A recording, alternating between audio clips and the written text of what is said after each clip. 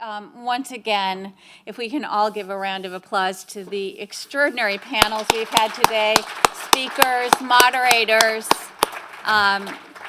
This has been, I'm normally not much at a loss for words. I normally have lots of words I want to say. But there have been so many ideas and so many different ways of looking at things that have come up today, and so many different, the framework with which I'm looking at trust and which we're thinking about trust has changed a lot over the course of this day, and sort of some of the different words and the language and the perspectives of different communities. I just wanted to leave you with a few thoughts and a few few things to wrap up the day. I also wanted to mention something that I had neglected to mention in the beginning, which is that Policy Consortium is not just an event. Policy Consortium is an opportunity to explore something that we are looking at on an ongoing basis, and things that are important to us on an ongoing basis. It's one of the reasons why I talked about my 20-year, 22-year journey through patient advocacy and what started that journey, which was really this question of trust. It's also something I was thinking about when I was looking at our roadmap to consumer clarity in healthcare decision-making, a very long and wordy title, but it was a project that we did that was funded by the Robert Wood Johnson Foundation to really look at the places where patients became consumers and had to make consumer decisions. And our original research with our patient cohort, trust came up as one of the top. Trust and respect came up as two of the top issues that they wanted to see with their physicians and with their healthcare teams. Most people talk about physicians more than they talk about their healthcare teams, and I think that's something we can address in another day, is what is a team and what is a team that takes care of you. But I wanted to bring up just a few things that we thought that came through this conversation.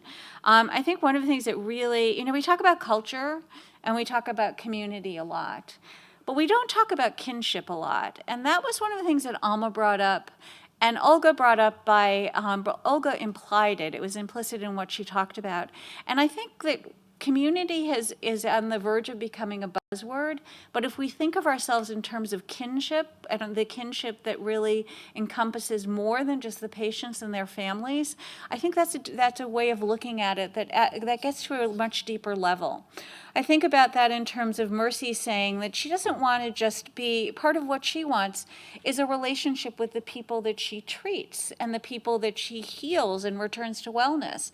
It is not a one-dimensional, it is not a one-directional relationship where she is a caregiver and they are the care receivers. And if we as patients want to have a bi-directional relationship of trust, we should also want to have a bi-directional relationship, period. And what that relationship is of course should be set by all of the different groups within that relationship, the patient and caregivers, the patient and families.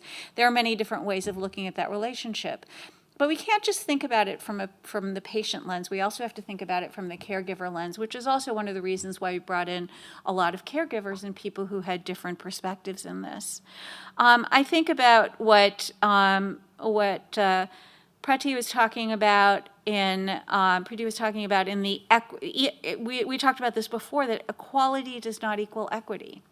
And that's something that we, in many ways, early on in my advocacy work, we were looking for equal access to health care. But we're not looking for equal access. We're looking for equitable access, which is a very different thing.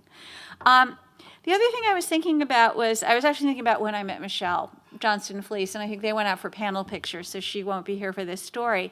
But when I met her in person, we were working together at another organization. I looked at her. I said, "I know you. I know you. I've seen." And I realized that I had done a magazine for people with cancer, and Michelle had been profiled in that magazine as a caregiver, and I had spent hours looking at her picture.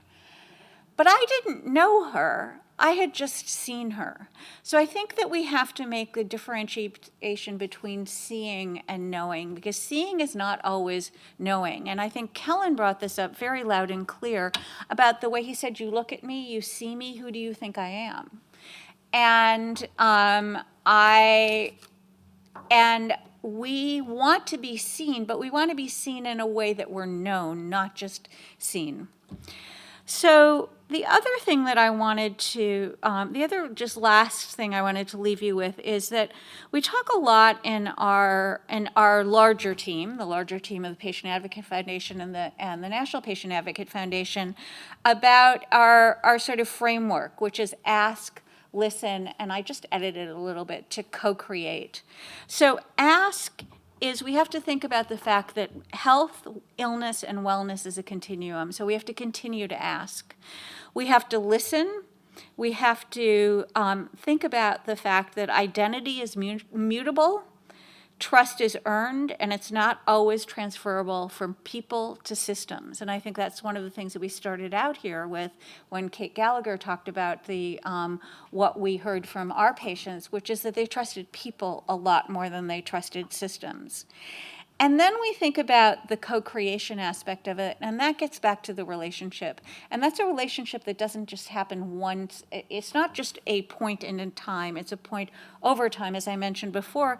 It's a continuum. But the co-creation has to be defined by the people who are co-creating. So the patients, the caregivers, the families, the healthcare team, whoever that group is, defines what they want to co-create and what it is that their goals are. We talked about doing things that were where what we looked at in terms of treatment was what the goal, treatment and return to wellness was to really help people fulfill their goals. And people's goals, we can't assume that everybody has the same goals.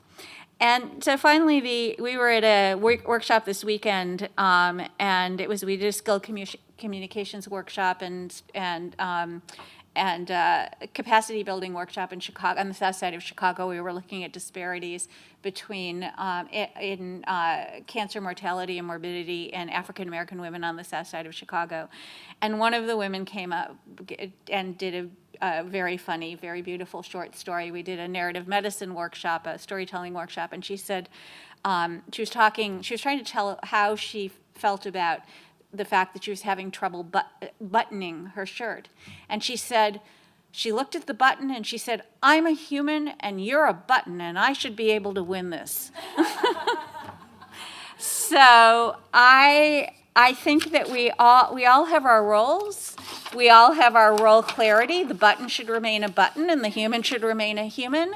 But I think that is one of the things that we looked about that was very, very clear here, is that it's really important that within these relationships, people understand their roles and they understand their responsibilities and they understand that those also change over time, so you continue to check in about your roles and responsibilities. So we will be continuing on this. We will be continuing with this issue, with these themes. It's been a theme of most of us who've been doing advocacy for decades. It's a theme of everybody who's been caring for patients for decades or for a few years or about to be decades. I'm looking for Kayla, but I don't see her in my, I think she's getting her picture taken.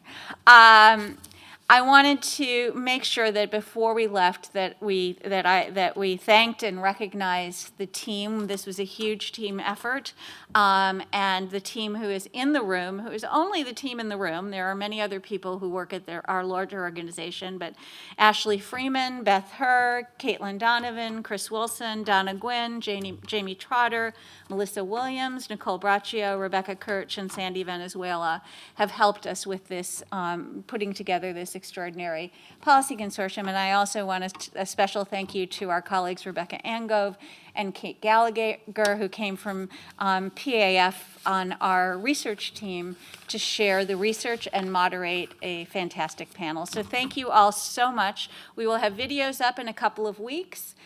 We will continue to do social media, and if anybody wants, and I know people have asked about slides and some of the other presentations, and some tweeting out of articles. There are a couple of articles out there, so please join me in thanking everyone, and thank you for a wonderful day.